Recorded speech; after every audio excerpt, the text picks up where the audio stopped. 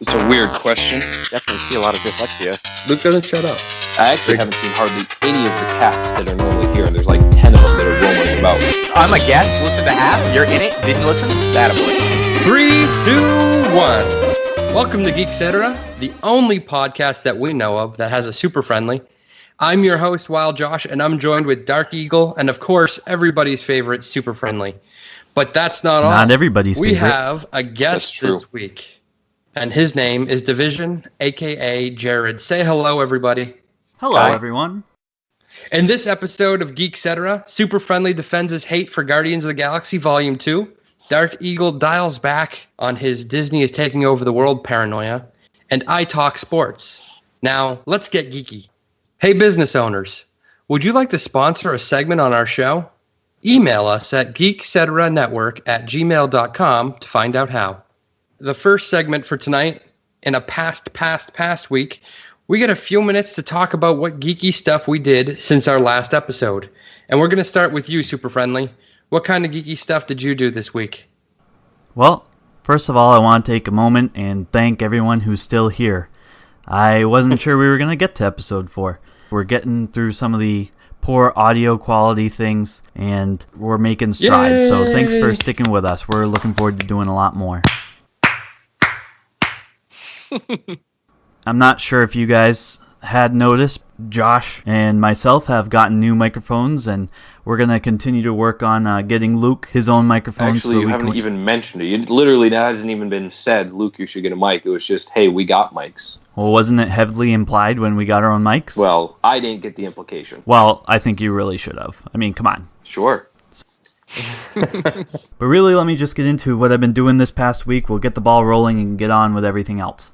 First of all, I've been getting back into No Man's Sky since the recent update. It includes, among other things, basic multiplayer, because everybody loves new content that's basic, right? But Josh is going to cover that a little bit later. I've also been reading Marvel's Secret Empire, following up Civil War 2. I read both of those series, and more on that later as well.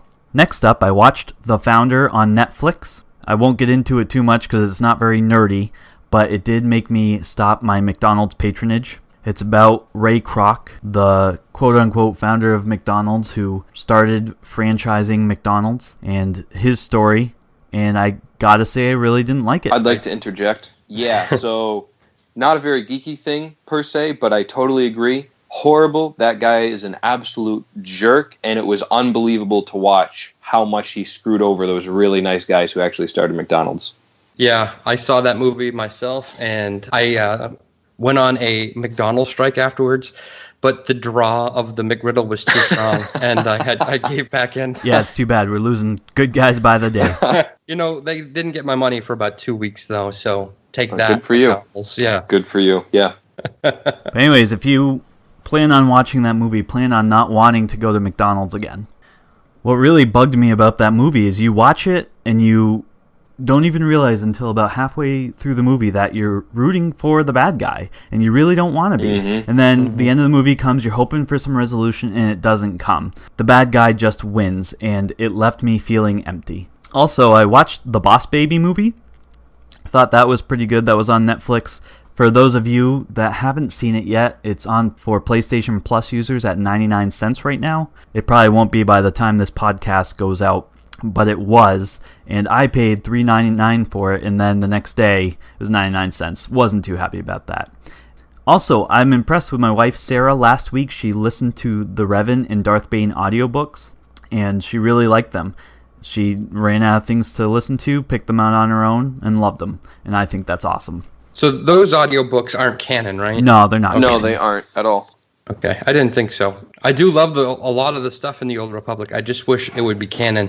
I don't get as interested in stuff as not canon. Yeah, I agree, but I think the Star Wars Old Republic stuff is still pretty good, and I hope it does become canon one day.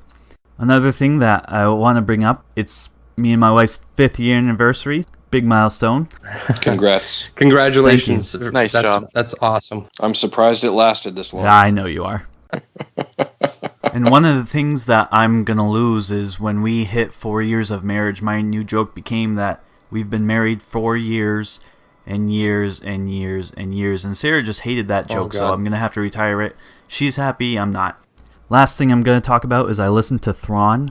There's no real other spot to talk about this, so I'm just going to hit on some observations I made.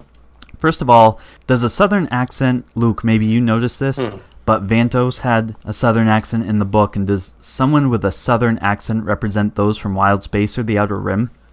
I don't remember them before, but maybe they do play a part, and this is just the first time I'm hearing of them. I also thought it was interesting that Governor Price, she changed her accent as she came from Lethal. Was it southern originally? We don't know, but what we do know is she has a British accent now, and she changed her accent when she came from Wild Space. Where was she from? Lethal? Yeah, she was from Lethal. And that's Outer Rim, so maybe she did have a southern accent. She changed it to be all snooty. And here's the other thing that I picked out. Do the Chiss speak in third person? Thrawn seems to in the book when he's making observations. They change to Thrawn's voice. The guy who does the voice for Thrawn in Star Wars Rebels, you hear him talking to himself. And he says things like, his gaze flickers between Thrawn and Vantos. And he points at Thrawn's face. So I'm wondering if Chiss do, or maybe at least Admiral Thrawn does. Well, Thrawn definitely does. I haven't finished the book, so I don't know if you meet more of them or not. But well, I guess he's the first introduction to Chiss in this new canon, right? In the past, I feel like they didn't, but I think that could just be a trait of Thrawn. Did you finish that? I have not finished the book. I have about an hour left. Wow. It's a 16-hour audiobook. Yeah, I've got... I think I have 4 hours to go. I've very much enjoyed it. I think it's very well done. I like it too. I've enjoyed it. It's just a long book. And that's all I got. Cool. That's actually on my list of books to read. It's probably going to be the next one after I finish Ready Player One. But we'll move on to you, Dark Eagle. What do you have for this past week? So one of the big things for myself was that I did finish Horizon Zero Dawn, the game. I beat it with 99% completion rate, and I have to say that I'm irritated that it wasn't 100%, and I think it's stupid because it was just because you're a failure? No, incorrect. I'm an absolute failure. Rock star. Thank you.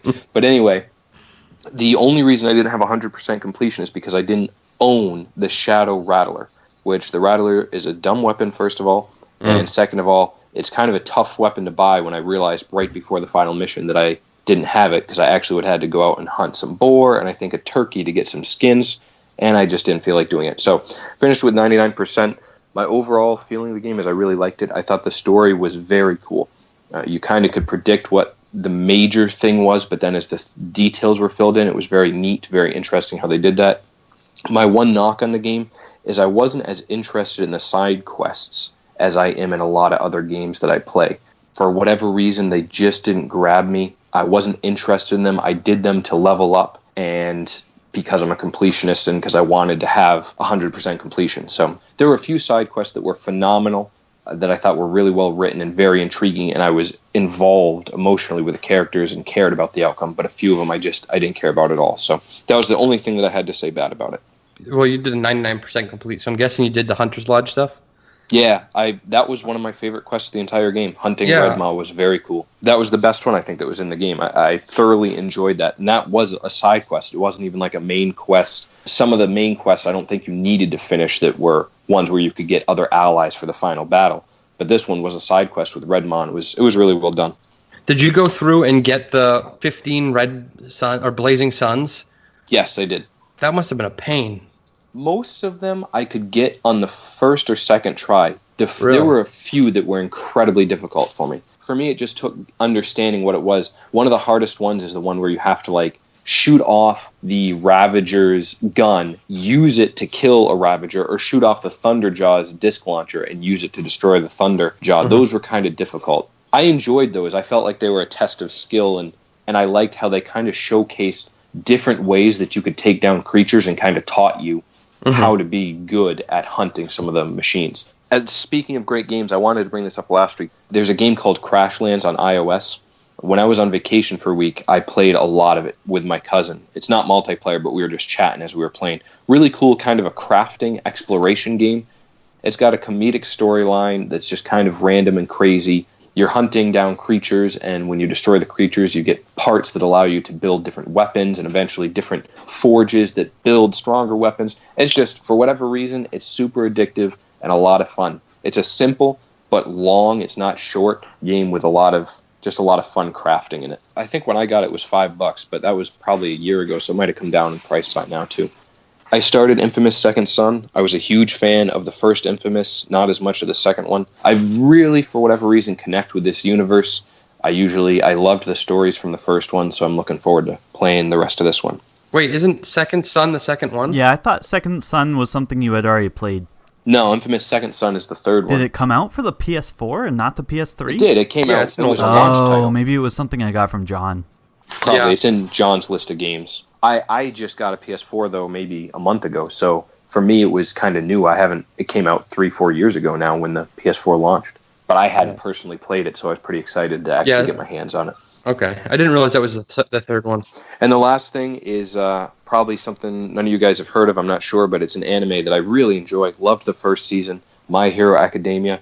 Really cool take on a superhero universe. Starts off with this kid who's powerless in a universe where a lot of guys have power. Takes you on his journey of becoming the greatest superhero of all. The second season had a few slow moments in the beginning, but had a phenomenal story arc right in the middle and is kind of wrapping up to the season finale. I've been thoroughly enjoying it. So anyone who is interested in anime, likes superhero stuff, this is a well-written one. You're emotionally involved with the characters. It's definitely one that I'd recommend. I'll have to check out to see if that's on Hulu, because I'd like to check that out. It is on Hulu? Sweet. Yeah, and the first season is out it's dubbed. Good. I like dubbed. Yeah. I hate subbed. The dub is way better than the sub. I'm watching them now as they come out and they're subbed, and I don't like it nearly as much. But the dub is really good, and it is on Hulu right now. The first season was 13 episodes, very good, and then the second season is 25, so they're coming to the end of it right now. Very good. So next we'll move on to Division, or Jared. What did you do this past week that was geeky? This week I was able to watch a live stream as it hit for the new Madden NFL 18. It had just gotten released, and I was watching the live stream, and the guy on there had been mentioning that he was thinking about giving away some codes that he got straight from EA Access that actually unlocked the full game and had potential to play the full game at least 5 to 6 days before even early access pre-orders got it. So I was fortunate enough that I put my name in, and I won the copy of the game. So for the past week or so, I've been playing that. My Madden Ultimate team is up to an 85 overall. Yeah, so I've been really playing that, playing online, getting my head-to-head rank up. At night, I watch with my wife. We like to watch The Big Bang Theory. So we were just watching the episode when Sheldon finally becomes friends with his arch nemesis, Will Wheaton. I love that show. That's a good show. It's a really great show. So really just been watching that and playing some games here and there whenever I get the chance. Very cool. Nice. So for me, I wanted to just start off by saying I did not watch any Doctor Who this week. Of course you didn't. We can just put that one to bed right away.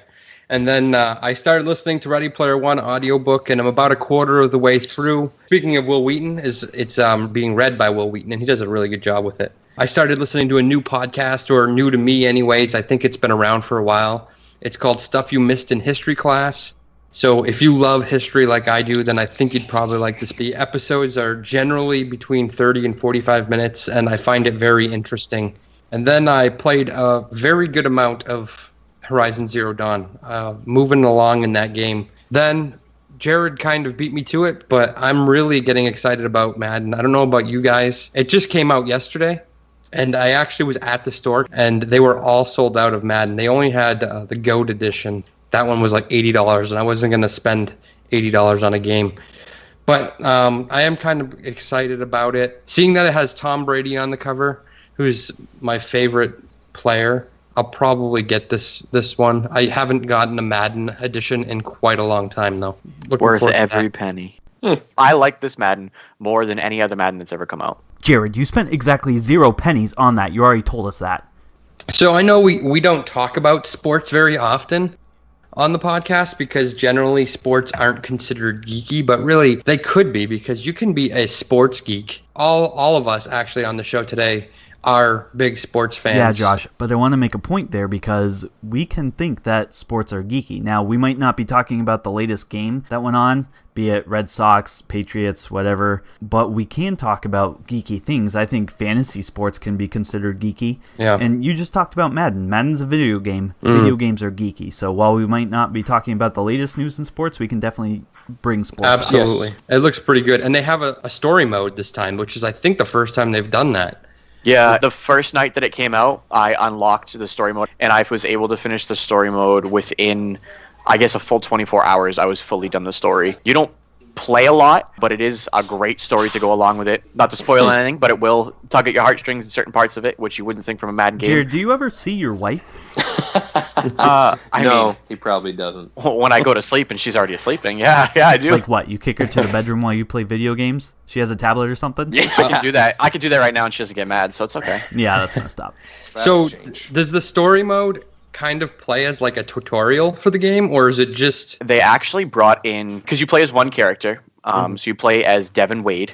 You play as a quarterback. You go on the show that's called The Long Shot, and they're trying to find the next best NFL rookie. You go through his whole life story, and you have your best friend with you, Colt Cruz. You and him go through the whole draft. You do like a combine together. And what made this really cool about this game, you would get about 10 seconds in some of the conversation, and you would have like 3 or 4 different responses, so you could respond the way you would really like to. But they also made that so when you would respond, if it was negative or good, the scouts would keep track of you. So like if you went into a parking lot and you took a picture with Colt at the NFL Combine sign, I did that as a choice, and it showed up on my scouting report that I spend too much time on social media. So you can see how it will really does like affect your grade and your performance when it comes to draft time. All right. Do you have a comment that you'd like read on the air? If so, email at geekcetera@gmail.com. Looking forward to hearing from you. Next, we go into fan theories, not for the faint of heart, where we get to talk about fan theories that we just can't get enough of. So I'm going to start with you, Kyle, Super Friendly. What do you got? I wanted to get into Ready Player One. I know we did a video on the trailer for Ready Player One, but also after listening to the audiobook, I had some observations I wanted to make and some theories, and I'm just going to go right through them. We can talk about them. First and foremost, my theory is that the readers of this book will not love the movie, and I think the studio knows this, and that's why they're tipping their hand really early via the trailer that the movie is not going to follow the book. That's why we're getting scenes that aren't in the book that's in the trailer, so we know it's not going to be great. For instance, we know that Joust takes place in the book, but the race that's in the trailer that we have linked to the Copper Key does not take place in the book. So why those two are connected, how those two are connected, we don't know, but we know they are, and that's not in the book, and I don't love that. That stinks. That's great to hear from me. I haven't read the book, and now I won't until I see the movie. That's such a good book, though. Such a good book. Did you see the still photo that they released that I put up on our website? The Still of Artemis? Yeah, I saw that. Yeah. That's not in the book. I don't know when that would fall. That's not in the book as far as I can tell. Really, the only thing that they've shown us so far that is the same as the book is the very beginning, or what you would imagine would be the very beginning, when they're in the stacks and he's in his little secret hideout. Yeah, that's in the book. We talked about that. That's on the cover of the book. It looks great. And then another theory I had was that Halliday bought and restored an original DeLorean used in the movie Back to the Future. Now, is this the DeLorean we see used in the movie? I know you and I had talked about that. The scene we see it in the trailer, it looks like it's in real life. So Wade at some point could get Halliday's actual DeLorean and use it. And I also heard, though, in another commentary on YouTube that this could be being driven by Wade in the Oasis at the end of the race being depicted throughout the trailer. So it's possible that that's in the Oasis too. Yeah, it could be. It just, to me, in that scene, it almost didn't seem like it was in the Oasis. It seemed like it was in the real world. But it's really hard to tell. That might not even be Wade driving it, right? It could be a scene where it's talking about Halliday getting the DeLorean back and like a flashback scene where he's driving it. Well, there weren't really flashbacks in the book, but I would accept that. I wouldn't mind seeing Halliday in the flesh. Another theory I had, and I won't reveal the answer to anyone who hasn't read the book and wants to see the movie, but my theory on H is that H stands for the letter H, which to me stood for Halliday's AI avatar. And I also think that the RV H has is totally autonomous. There is an answer for that. It's at the end of the book. So if you're reading the book or if you're going to see the movie, let me know what you think on that theory. I was thinking about something. I didn't put these in my notes, but when I was listening through, Wade mentions that H went to school with IROC.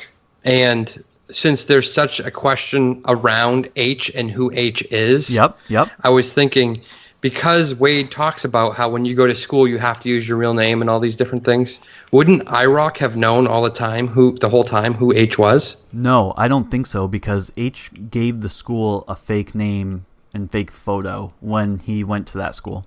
I thought, though, they said they had to use their real names in school, and that's why Wade was like Wade 3. He still gave them a fake one that seemed real. Okay.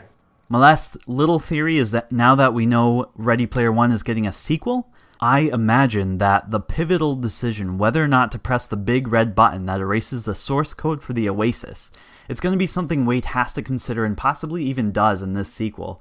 They teased it at the end of the book that this button exists, and I think he's going to have a moment of truth where he says, the best thing for me to do is to destroy the Oasis. And that's my theory for the ending or the climax to that sequel. Lastly are just a few observations, funny observations I have from this book. One, Will Wheaton is a geek. His reading was so well done, and I cracked up because he sounded like a nerd all the time. Especially, there was a point in the book when Wade runs into Artemis for the first time, their avatars, and Wade describes Artemis's avatar as, in a word, hot. And it just cracked me up. I loved it. That's awesome. Then something that kind of bugged me was on Ludus, when Wade ran into Artemis, she got the newsfeed that told her Wade had obtained the copper key, but moments later in the book, he mentioned that they had been in a non-communication zone. It seems like a bit of an error in the storytelling here. It's minor, but I caught that and I just didn't love it. I didn't notice that, but I will probably pick it up on the second time through. Could be, like you said, though, that newsfeed is different than communication. Also, I noted in our trailer breakdown video that I didn't think the Iron Giant was mentioned in the book, but he had, actually. Oh, really? When he was at the Jade Gate, chose Leopardon as a trophy, he told us that the Iron Giant was among others as one of the options. Oh. So the Iron Giant was actually in the book. Yeah, I remember when he was talking about the different options. I didn't remember that Iron Giant was in there, though. Oh, yeah. We get a lot of things wrong. Well, I don't mind being wrong. I just like throwing stuff out there. Another point I had was that if Og had observed the first meeting between the High Five, when Wade told the group of how IOI had blown up his trailer park, why didn't he step in then? Did he not have proof that IOI had done anything? We know that when he did step in, there was proof that IOI was in the wrong, but why didn't he step in when things started to go south? It's fine. It was a great book, but he could have stepped in earlier. Yeah, I agree with that, for sure. And then lastly, I just love how Wade describes H's hair not as curly or wavy, but just as kinky. And I just thought that was an awesome description. So not bald and orcish looking? Is that what you're saying? No, not bald, kinky. And that's all I got. Very good. What about you, Luke? I only have an amendum or addendum, whatever it is, you figure it out, to what I said last week. And it's just that I had read another article about Disney's Netflix streaming. Wow, that came out so wrong. About Disney's streaming service that's going to be released. And contrary to how I felt last week about Disney ruling the world, they did say that they're not trying to compete, that they view their streaming service as a companion to Netflix. I even read that Netflix and Disney are still in negotiations for Netflix to carry their major titles, such as Star Wars and Marvel. So I guess for now, Disney will not be taking over the world with Google and Amazon. Well, I'm glad to hear that our world is safe from Disney. For now. Yeah, that's right. Yeah, for now. That's what they want you to think. I don't know why you're not doubling down on this. They're definitely taking over the world. I could still be convinced. Good. I need you to be convinced. Very good. So we'll move on to you, Mr. Division. What do you have for fan theory? I have absolutely nothing to support that, but I fully am convinced that Rey is Luke's daughter. That is a full convincing tell. I have no facts to back it up. I am strictly going off the last scene of the movie. Obviously, people have seen it already, so it shouldn't be a spoiler. No, when you're good. she gets on the island and hands him the lightsaber, that look on his face, he for sure knows, because he's strong in the Force, that is in fact his daughter. And she probably has some kind of tell herself. Although she may not know it yet. Who's the baby mama?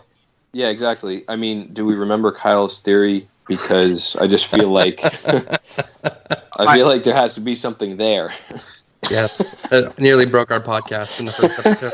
What does that have to do with Luke and Ren? Luke and Rey. Luke and Ren. Rey. Same thing. Yeah.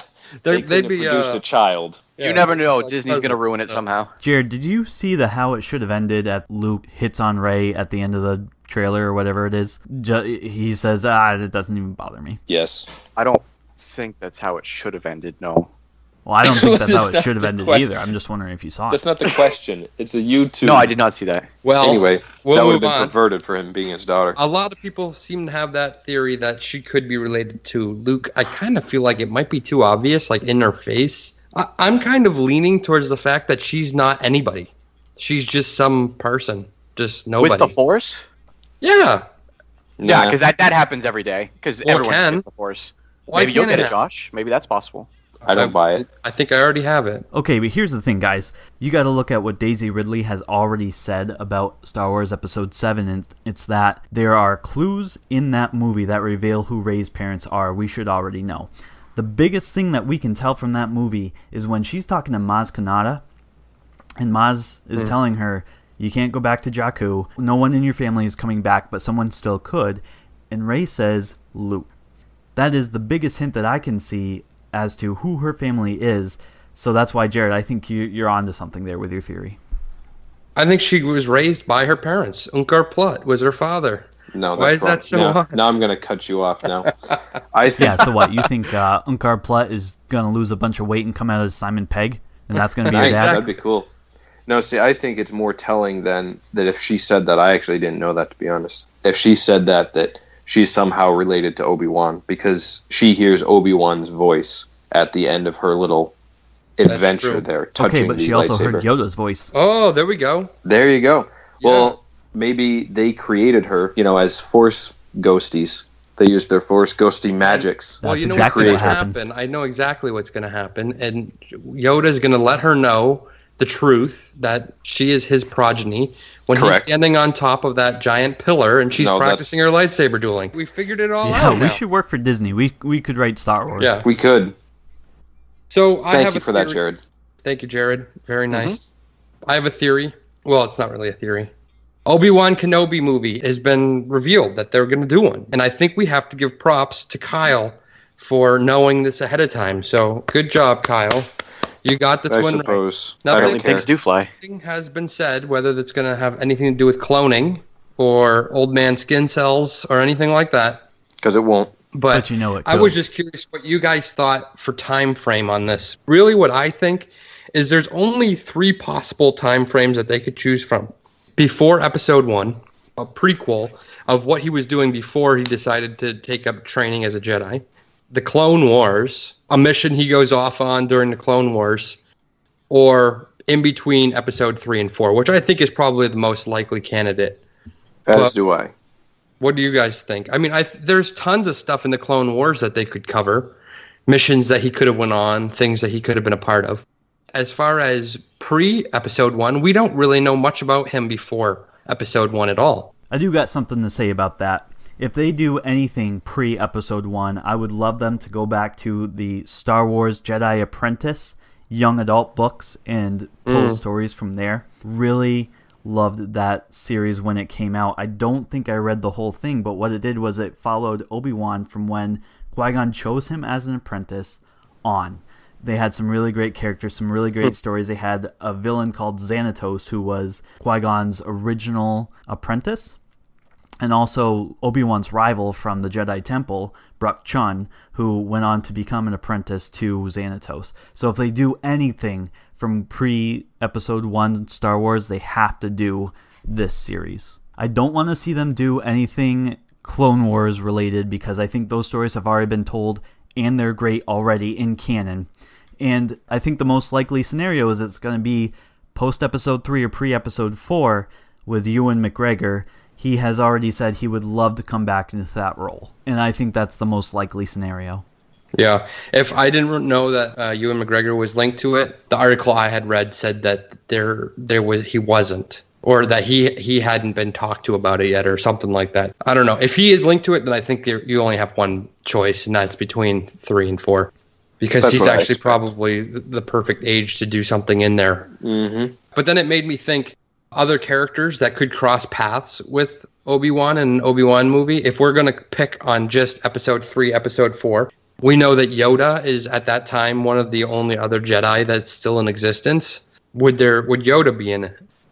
If it has to do with Obi-Wan protecting Luke and watching over him, is it possible that the Lars would be in it? I hate them. I think if they do something pre-episode 4, it's going to be something that involves Yoda, and it's going to include Obi-Wan's training to become a Force ghost. Oh, maybe. Yeah, that could There's be. a lot of emphasis put on that in episode 4. We see them linked to Luke throughout the rest of the trilogy, and if they do that, we're also going to see them learn how to become clones of themselves, to make female clones. That's incorrect.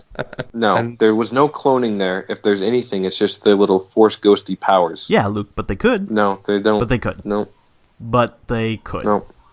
It's impossible. You're If impossible. Yoda's in the movie, he's a clone. Yeah, definitely a Yoda clone. I'm okay with it. Yeah, I'm all over the Yoda clone. If Yoda's in any movie, I'm watching it. He's Yeah, pretty but great. Yoda wouldn't be a clone. He wouldn't be a clone until after the 6th movie. Oh, goodness. Yeah, I'd buy You're going to have that. to save that for another time. He's I'll roll real with in that, this though. one. He's in the flesh. Okay. Not like episode 8 where he's not in the flesh. So then there's other characters that could cross over in this time period. Obviously, Vader and the Emperor, Boba Fett. But then I was thinking about a character that we only were introduced to recently, which is Maz Kanata. She's been around for a long period of time. Could she have something to do with Obi-Wan in that time period? Maybe. We know I'm a she's little- been to Tatooine, right? She had all those pod racer flags hanging in her palace. She's been alive for like 1,000 years, so yeah, Yes. she's got connections. I'm wary of this movie just because I think it's weird sometimes to introduce canon in the middle, because then sometimes things don't always add up, in my opinion. Yeah, but they did it with Rogue One. Yeah, Rogue One worked. I just don't like it, especially with an established character like Obi-Wan. Everybody in Rogue One, you could do whatever you wanted. They all dead. So, who cares? Spoiler alert. If you didn't know that going into the movie, then you shouldn't even go to see it. So that's all I have. Let's move on. If you like geeky things, and you can stand Super-Friendly DarkEagle and Wildjosh, then you should subscribe to this podcast. We're going to move on to our next segment, which is news and rumors that make your head explode, where we bring out some of the geeky news and rumors that we dug up in the past week. We'll start with you, Kyle. As I mentioned earlier, I've been reading Marvel's Secret Empire, chronicling Captain America's run as a Hydra turncoat. This is brought to you by the Infinity Cube, and I started by reading Civil War II, the showdown between Captain Marvel and Iron Man. It was an okay series, but they're hitting the reset button at the end of Secret Empire. So the following characters who have died in these storylines won't have meant very much. The Hulk died, War Machine, Tony Stark, well I guess he's in a coma, but pretty much dead, Blackout, and Rick Jones. I'm sure there's more, I didn't read all the side stories, but those won't have meant very much for very long. Also, Captain America will no longer be working for Hydra, and I hope that's not a spoiler because it's pretty well known now. And here's the thing, I didn't necessarily like those storylines, but let's have some fallout. Let's let the ink dry on some continuation before doing this. And that's all I got. I'm glad they did that. I hated all those storylines. I don't know very much about those storylines, so it's all news to me. They're stupid. What about you, Mr. Luke? What do you have for news and rumors this week? Well, I thought those were pretty cool. From the Star Wars Force Unleashed game, the main character there, the protagonist, your Star Killer, they were considering putting him into canon, actually. He was going to be in Star Wars Rebels. I believe he was going to be in Season 3. But they determined that there was no way for them to actually add him in, because in the game, you're so ridiculously overpowered. So to make him canon and to represent his power on screen would have been just too much, they said. I mean, in the game, you bring down a Star Destroyer with the Force. You're able to take on and defeat Vader. You're even able to take on the Emperor at the end of the game, depending on your choices. I mean, you don't beat him, but still kind of crazy powerful is Starkiller in the game. So they determined that there was just no way. I'm disappointed by that. I wish they would recreate his character and just say the game wasn't canon, but use a similar character kind of storyline and make him more grounded. Because he was a very cool character, had a cool kind of story to him. But you know what I like about that, Luke, is I'm glad they didn't just drop him into the canon and be overpowered, where with Thrawn, I've read that the character that is now canon, there's a legend to Thrawn that people love, and that's who is the character rather than the character that was originally conceived of, and I'm glad they just didn't do that with Starkiller. Yeah, that's true. I'll move on then. This other one I thought was pretty cool. I guess these guys were working on a Facebook AI that was I don't remember even what it was supposed to do with language. It was supposed to do something with the English language. But what ended up happening is this program that they had developed, it created its own language to communicate with the other AI they had made. They were both supposed to do something with language on Facebook. The article wasn't super detailed, at least the one that I read, about what it was supposed to accomplish. It kind of freaked out the programmers, and so when they couldn't understand what the AIs were saying, they immediately pulled the plug on that specific program that they had developed. But I thought that was really cool, and I think it's funny that they got so spooked from these language-based AIs that created their own language, and so they pulled the plug on it. I mean, I don't think they were going to be like Terminator and create their own AIs and kill everybody. I think it was a fairly small thing for them to do, but Skynet. Yeah, it's coming. Look, I don't understand why you're not doubling down on this whole Google is going to take over the world thing, because now we have Facebook, we got Google, Amazon, and Disney are going to take over the world. Why are you not doubling down? You're seeing the results already. That's true. I'm not a fan of Facebook. I feel like they won't be in control of the world. I mean, if maybe they secretly, though, have continued this AI and are planning to use it to take over the world. I mean, that's feasible. We'll have to wait and see.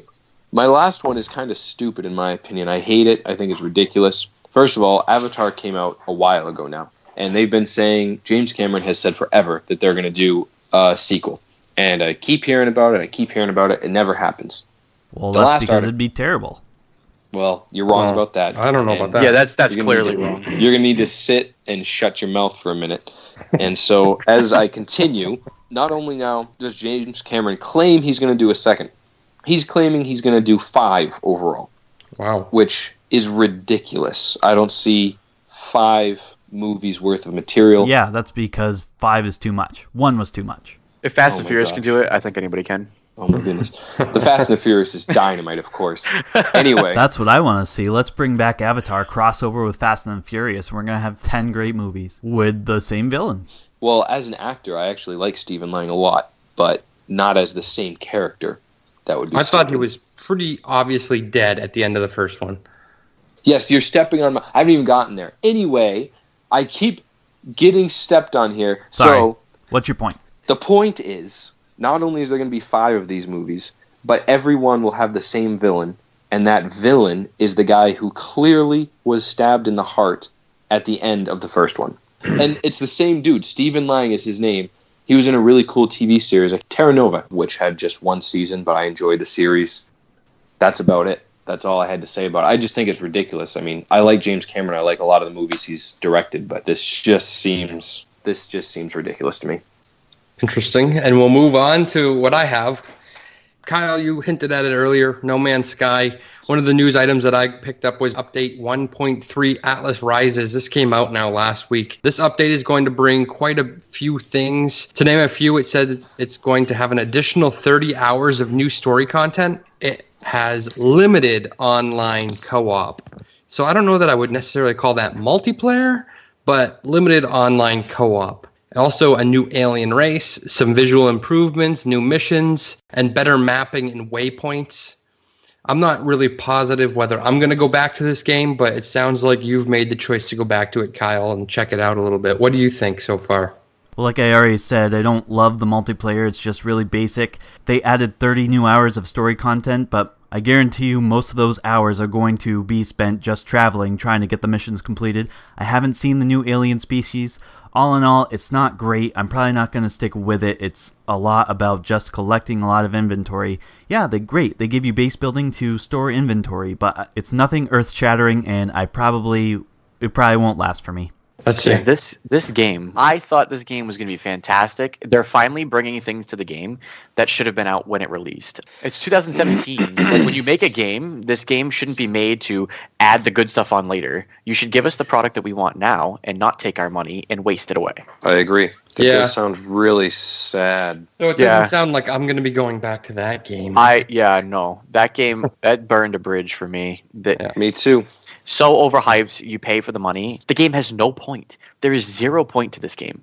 None. I'm playing the stock market without playing the stock market. Well, yeah, it was a game that you were just basically trying to control storage and sell stuff, and yeah, it made it annoying. Oh yeah, you pay for the money, huh, Jared? I paid for the I money. did like that phrase. I mean, that's I paid unique. for the money. Not a lot of people do that. I'll continue on from there. I got some Stranger Things news.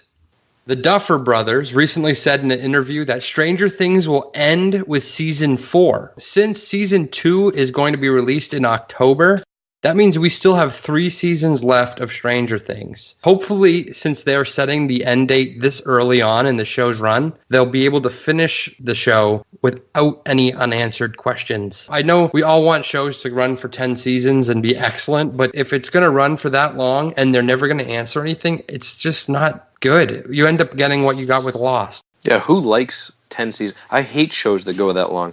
They're the worst. One of the reasons I love anime is it's a lot of times one season, great story arc, and everything's resolved. I like stuff to be just well written and not drag it out. I think that's a brilliant decision.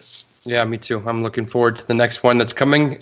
I guess they're saying they're going to release it on Halloween. Yeah, isn't it October 27th? Yeah. And then I got some Guardians of the Galaxy Volume 3 news. Ooh. James Gunn recently said, talking about Volume 3, that it will come out after Avengers 4 and will set up the next 10 to 20 years for the MCU.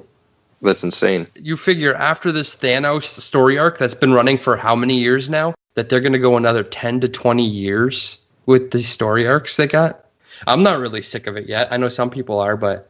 Yeah, I'm not sick of it. I'm not sick of Guardians, that's for sure. They could do that a million times, and I'd watch every single one of them and love them all. But it probably won't continue with Chris Pratt too much longer. Yeah, that's true. So that was what he said. Volume 3 is going to come out after Avengers 4.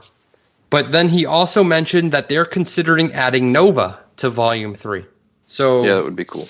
Was Nova a Guardian of the Galaxy? He is a good guy. He's a hero, right? Because he worked for Nova Corps. Yes, he works for Nova Corps. So he's a good guy. But was he really one of the Guardians? Was he considered one of the Guardians of the Galaxy? I'm not sure, to be honest with you. Not helpful on that one. Thanks, All right. Jared. Really glad you're here. He's never going to want to come back. So that's what I had for news. So we're going to move on. This is Specky, and I'm Team Wildjosh.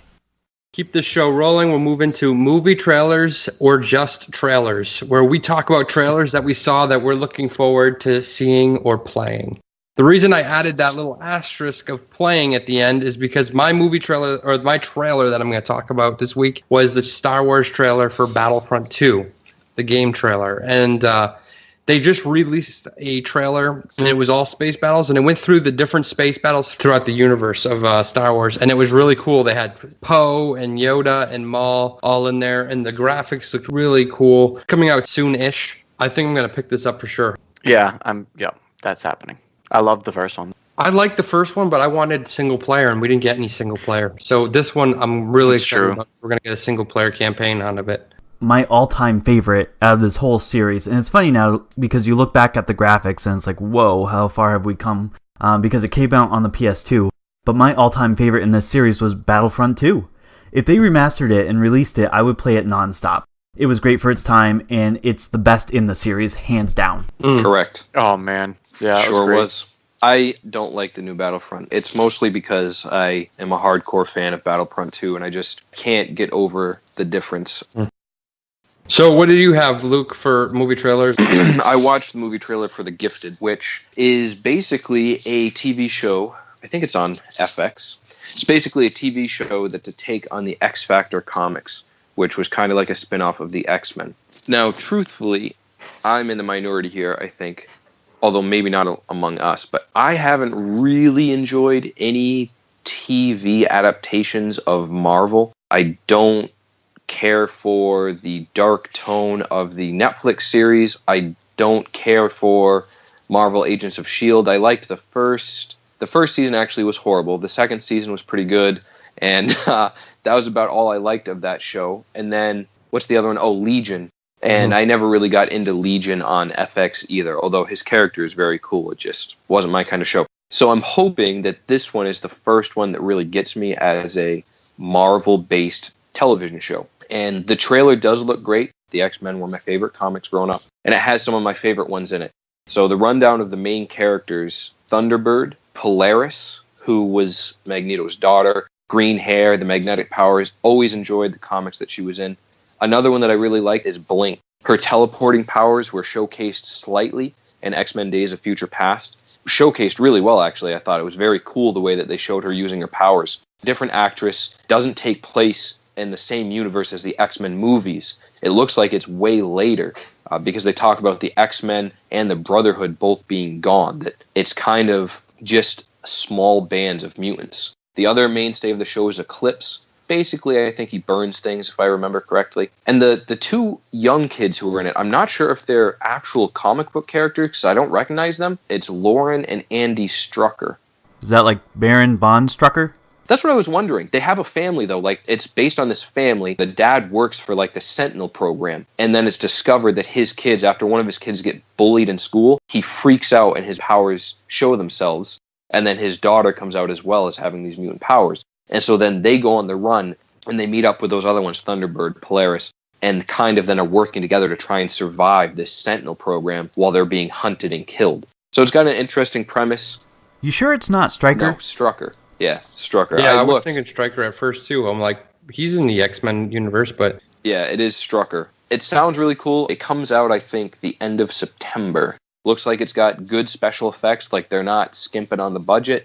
I think it could be really well done, and it has a lot of the X-Men that I'm really a fan of. Very good. What do you got for us, Kyle? So, I watched the trailer for Murder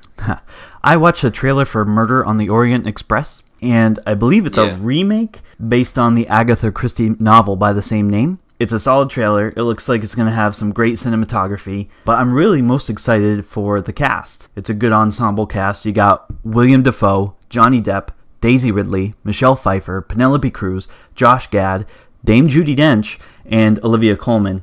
And for those of you that might not recognize that last name, Olivia Colman, she was in Broadchurch, along with David Tennant. Oh, okay. Oh, yeah. Who was she in Broadchurch? She played Detective Ellie Miller. Oh, she was the lead, the other lead. Okay, yeah. Awesome. And so both David Tennant and Olivia Colman are Doctor Who alums. Tennant obviously playing the 10th Doctor, and Olivia Colman was in the first Matt Smith episode, The 11th Hour. She played a coma patient and multiform projection of Prisoner Zero. Another Doctor Who alum that also came from Broadcast Church. What? Broadcast Church?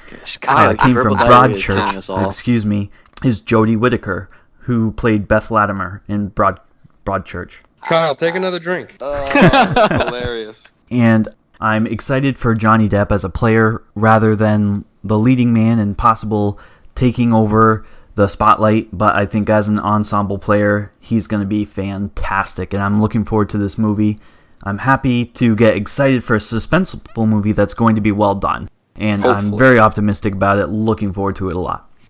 I like Agatha Christie, so I'm going to have to check this trailer out. Yeah, I didn't know it was out. I will take a look at it. I like that story. I'm looking forward to seeing it on the big screen. I definitely didn't watch the old one, because I'm pretty sure there is an old one.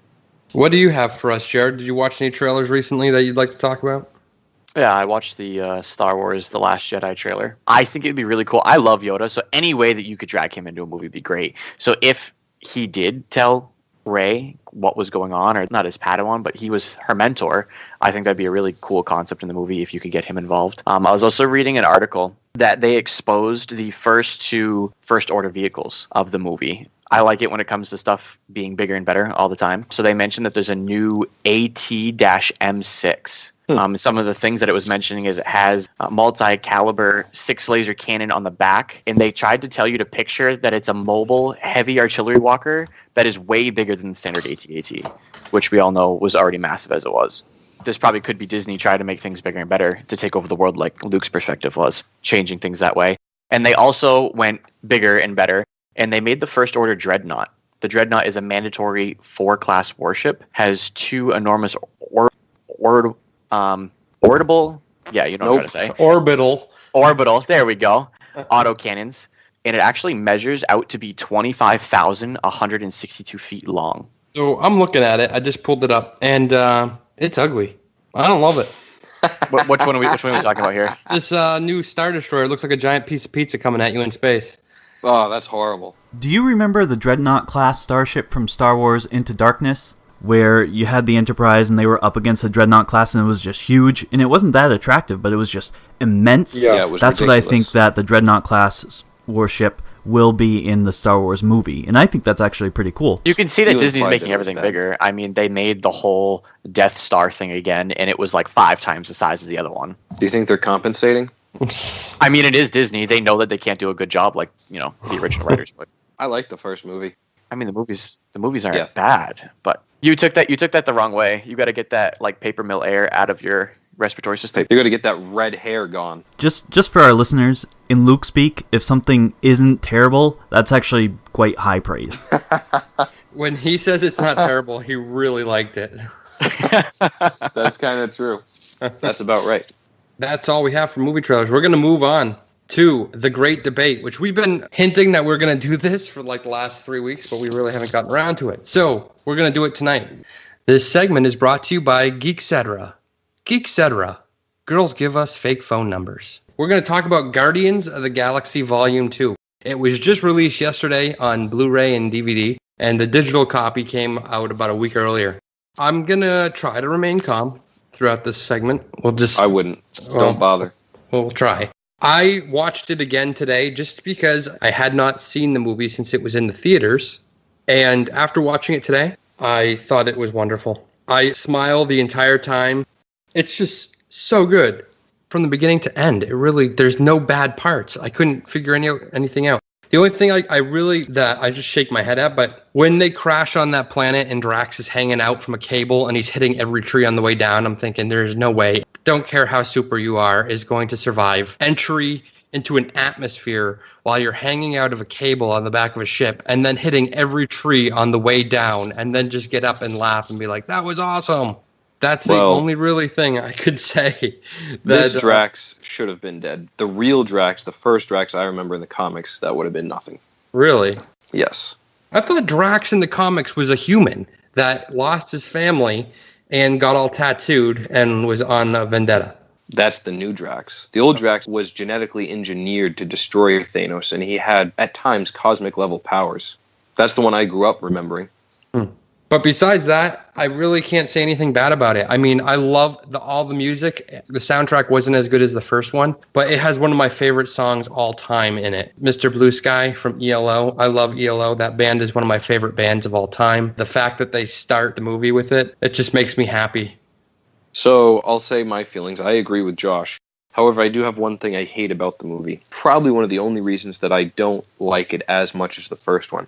The setup of the plot. I understand why it happens. I understand why the character did it, but I think it's stupid, and it's Rocket stealing the batteries. It's a stupid, easy way to push the plot forward rather than doing something a little bit more creative. You could have expressed that feeling of him trying to push away his family in a different way. And I even felt like the sovereign people were just kind of like an extra added on to throw you off in the trailers to the fact that, spoiler in case anybody hasn't seen it, Ego is the real villain. That's the only thing that I can't stand about the movie. Even watching it again today, I thought, that is just so stupid. It just doesn't make sense to me.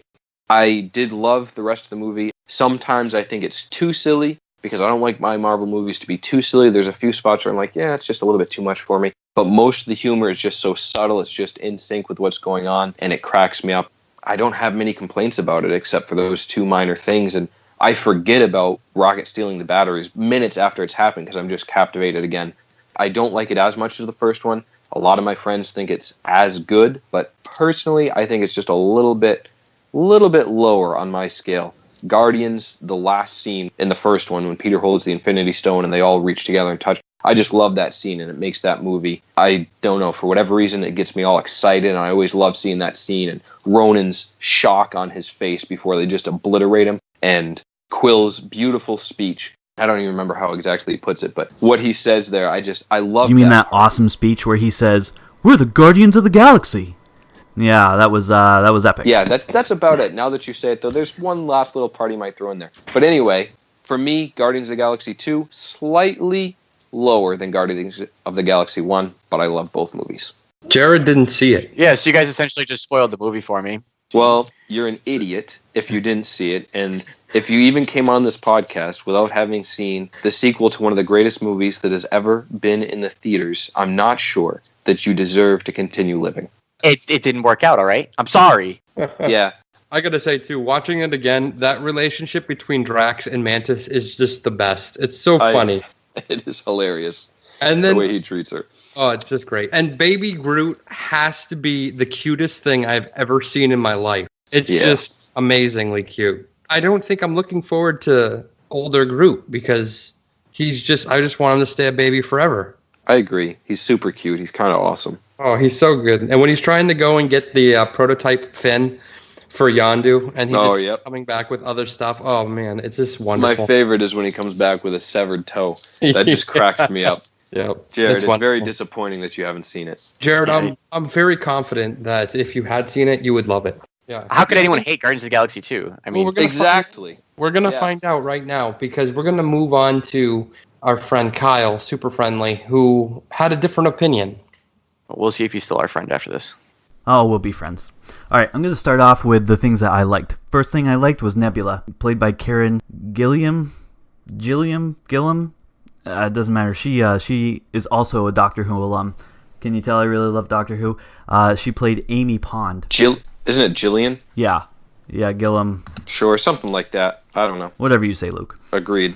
A lot of people didn't like the overacting that angry Nebula had and thought it was overdone. I thought it was overdone, but I loved it. She owned that part. I also liked Yondu, played by Michael Rooker.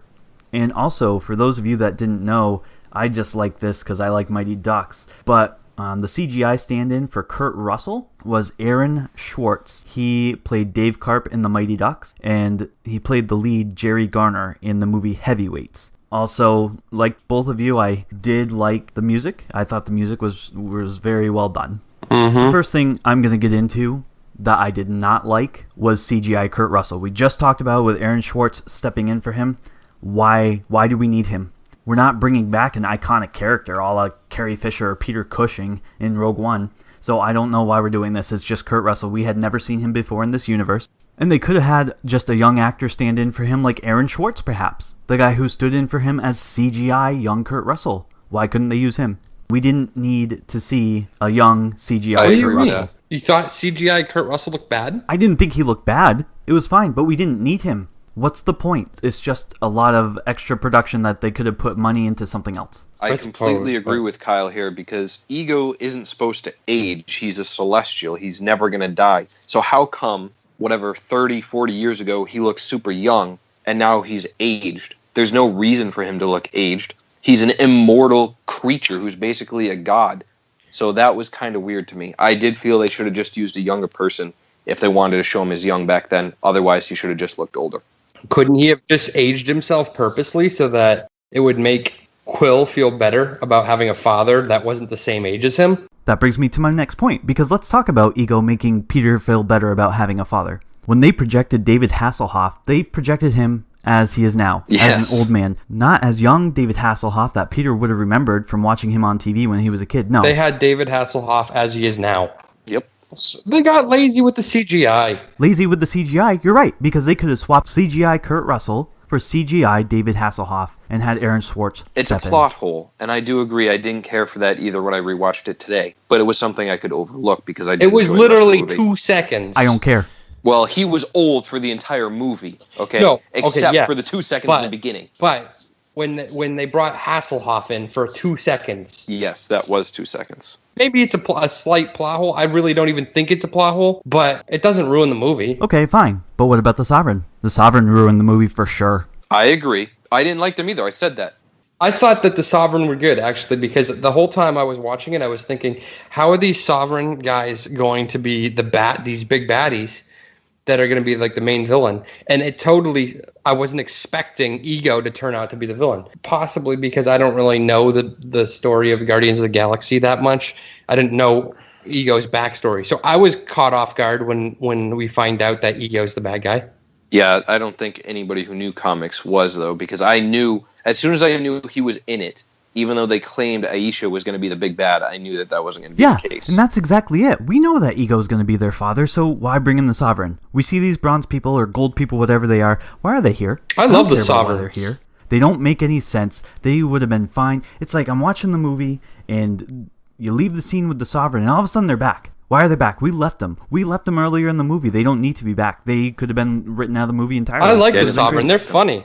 I liked how they're riding in those things, like their old, like arcade cabs. Like, that was cool. That was cool, and they're like all behind each other, like, "Come on, go get them," like you would be if you were standing behind an old vintage arcade cab, rooting for. Okay, great, Josh. They're funny. They're just like Jar Jar Binks. They're the comic relief. No, he didn't. Yeah, I went there. What was? Oh God. What was Jar Jar Binks' funny moment? Can you explain? I'd like to hear what you think it was. Was it when he got his tongue grabbed by Qui-Gon? No, was that the funny moment? Not funny or was it when he said, "How wooed"? Was that the funny moment? Because there was no funny moments with Jar Jar. He wasn't funny. I'm offended that you even said that. Yeah, he wasn't funny at all. Kyle's correct that they don't serve a real purpose for the movie, though. And I don't even think they're the comic relief. I don't know how you see that. They have like a few scenes where it's funny, like when she laughs when he says, "I'm Taserface." Okay, that's a little comical. But that's about it. Otherwise, it's the Guardians who are making fun of them that is the funny part. They don't really, they're just irritating. I didn't like them as a species. And I felt they were just pushed in there for no real reason, just to distract. I think they're going to have a bigger role in Volume 3 because obviously at the end they hinted at Adam Warlock. Yeah, no, that's not true. I heard the big bad in Volume 3 is going to be the Gungans. Oh. I'm going to drive to your house. And I don't need Taserface. Nobody's going to name their child Taserface. Who does that? Like, they just made it up to make a laugh. A stupid laugh. This Ravager guy, he's an idiot. Maybe he's the new Jar Jar. That is what they played the joke as. Like, that's how they played it. Now, that was not one of my favorite jokes of the movie either, but it was in there. Can't do anything about it. And you know what else I didn't like about that movie? The whole laughing thing.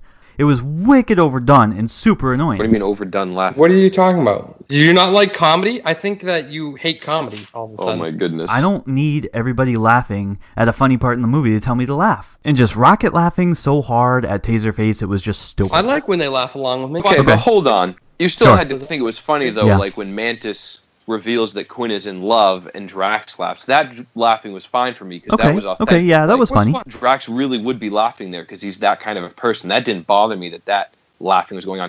The Rockets, I more viewed as him like just being his jerky personality. Yeah, like not even that he was trying to, not even like they were trying to like laugh here. Yeah, I viewed it as him trying to get under his skin almost to get him to make a mistake for them to break free. Now, that didn't happen there, but that's how I viewed that. But I can see where you're coming from. Well, I think Peter Quill said it best in the first movie. That's a fake laugh. Well, yeah. we know he does fake laugh. We do. I don't think Drax was a fake laugh. I think that was legit. You know what else I didn't like about this movie was just the daddy issues. Okay, I get it that Peter is meeting his dad for the first time, and that's great. But it was so mushy, and it was a broken story. It was too much to focus. They didn't get off planet, really. They didn't go do anything else. It was just about Peter getting to know his dad and playing some catch with a blue lightning ball. Please, give me more of that. Yeah, that was corny. I thought that was good. What do you mean? Every kid plays catch with their dad. But that's why it was corny, because they shoved it in there as like the two of them doing it. I think it was him trying to compensate. He's trying to make Star-Lord fall in love with him right away so that he can go along with his big scheme. And you know what else? The way that Ego took over other planets, what is that big blue blob stuff? Yeah, you got a problem with that? There isn't a better way to show he's going to have global domination? It's just a big blob. I just thought that was a cop-out. That was stupid. It didn't even make sense. He's terraforming them all into a planet that he can control. Oh, that's cool. That is what's happening. Mm-hmm. Yeah, I mean, I could have seen that eventually he was going to change it into something more pretty like his planet, but he was just blobbing everything to kill everything on there.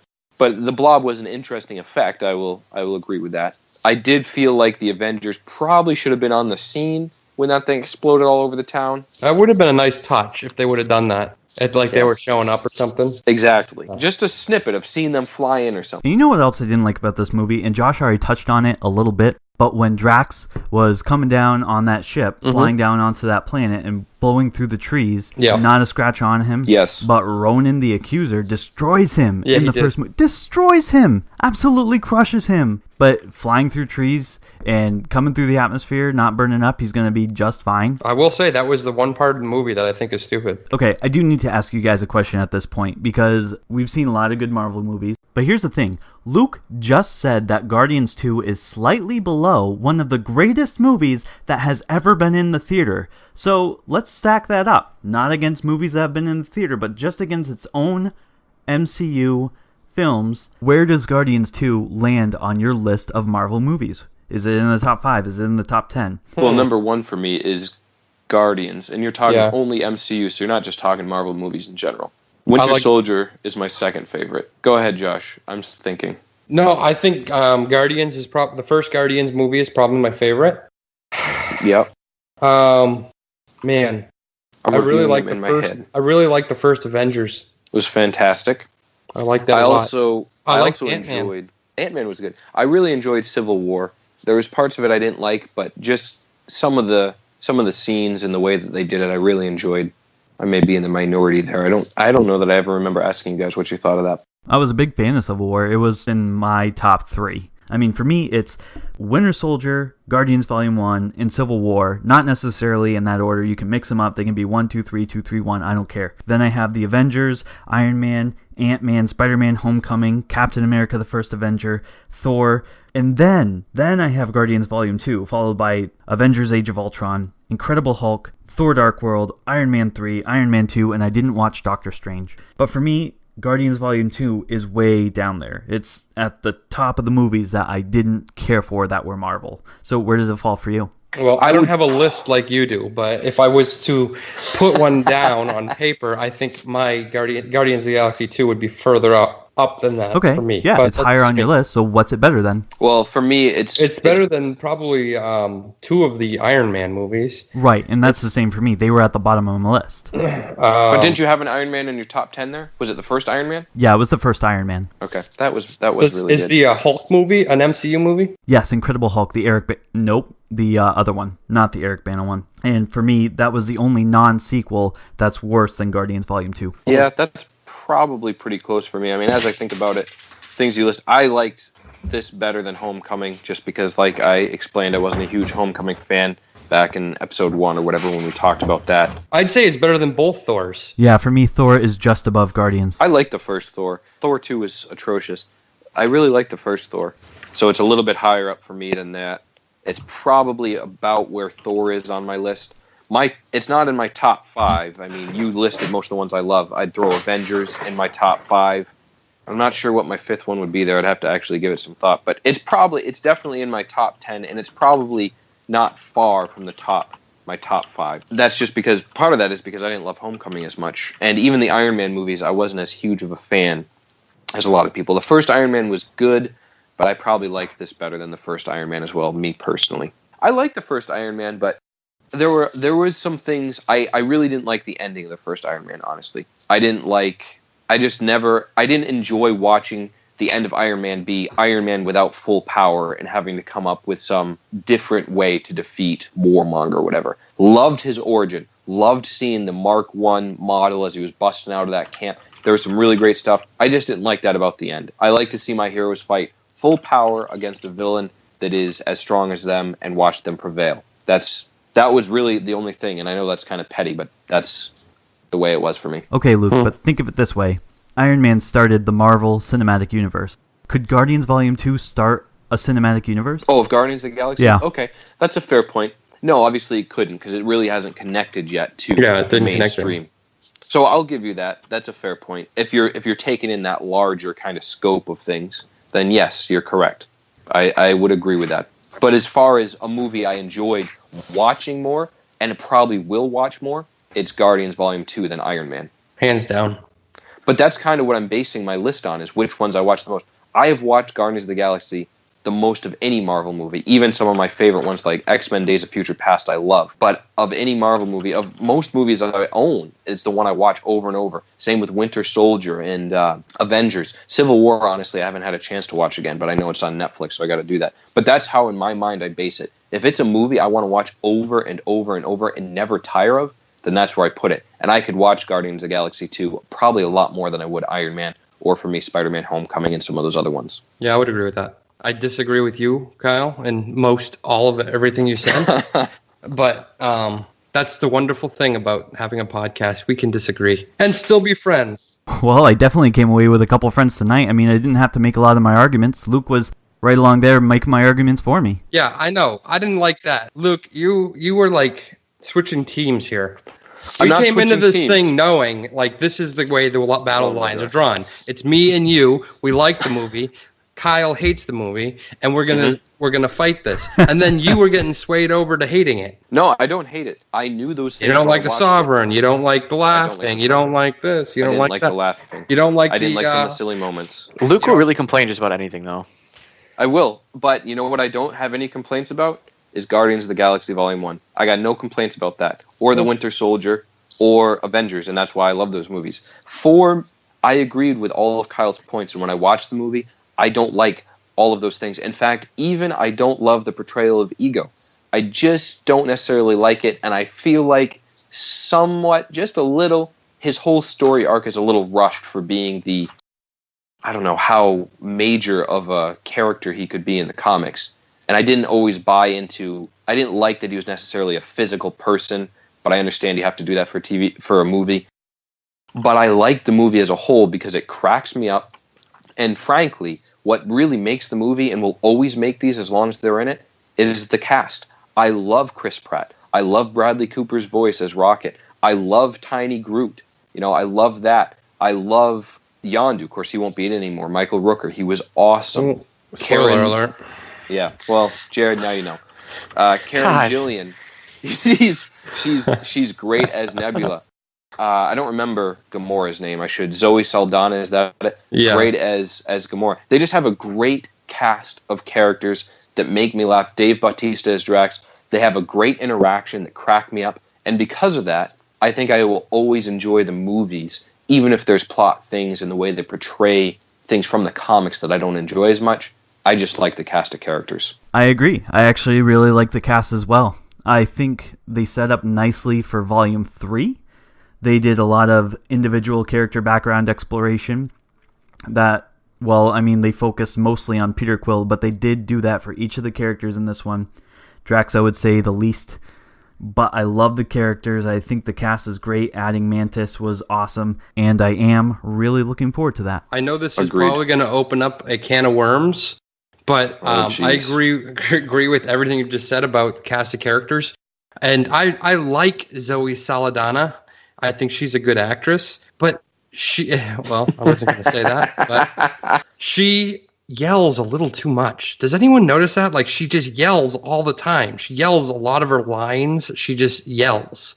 And I noticed it in Avatar too, when she was the Na'vi, she was just yelling a lot of times. And it's like, she just needs to relax, like take a Xanax or something. I don't know, like just calm down. No one on board with that. That's fair. I have not noticed that in the least. When next time you watch it, you'll notice she just yells a lot. One other thing I didn't actually like about the movie. She just needs to take a breather, like count to 3. One other thing I didn't like about the movie is I didn't like how quickly the resolution was for Nebula. That she beat Gamora, and then all of a sudden that's all she cared about, and she was fine, and she loved Gamora then. I think she realized she wouldn't be able to kill. She wasn't going to be able to kill her. She's got a soft spot, even though she tries to hide it. And I get that, but to me it was too reminiscent. Apparently, you don't get it. I get what you're saying. I didn't hate the movie because of it, but it's too reminiscent of Batman vs Superman. I say Martha, and all of a sudden the fight's over. That's what it was like to me. It's like, really? You win and you're just done? That's it? I haven't seen that movie, so I wouldn't. God, that movie was terrible. I will say about Zoe Saldana, my wife loves her, and I think she's pretty cool, but my takeaway from talking about Avatar and talking about Guardians is that we've seen her as a blue character and a green character, and now I'd just like to see how many colors of the rainbow she can hit in a movie. Yellow would be cool. I wouldn't mind seeing that. What about purple? I'd go yellow. No, not purple. Yellow would be neat. Those like the aliens that were in Guardians of the Galaxy 2. You know, she could play a minion in the live-action version of Despicable Me. That would be pretty cool. There you go, a minion. Perfect. Oh, so that's it for the great debate. Well, we hope you enjoyed this week's episode of Geek-Cetera. Join us next time for some more wonderfully geeky commentary. And we'd like to take a minute to thank Jared for joining our show this week. We will have to have him back again sometime in the near future. But until then, Soylent Green is made out of people? Go beyond plus ultra. Ducks fly together. Live long and prosper. Like our logo, UDC. Special thanks to Indy Riley for a stellar design. Find more from her at indyriley.myportfolio.com. Want more from the geeks? Check out www.geek-cetera.com. Now this is podcasting.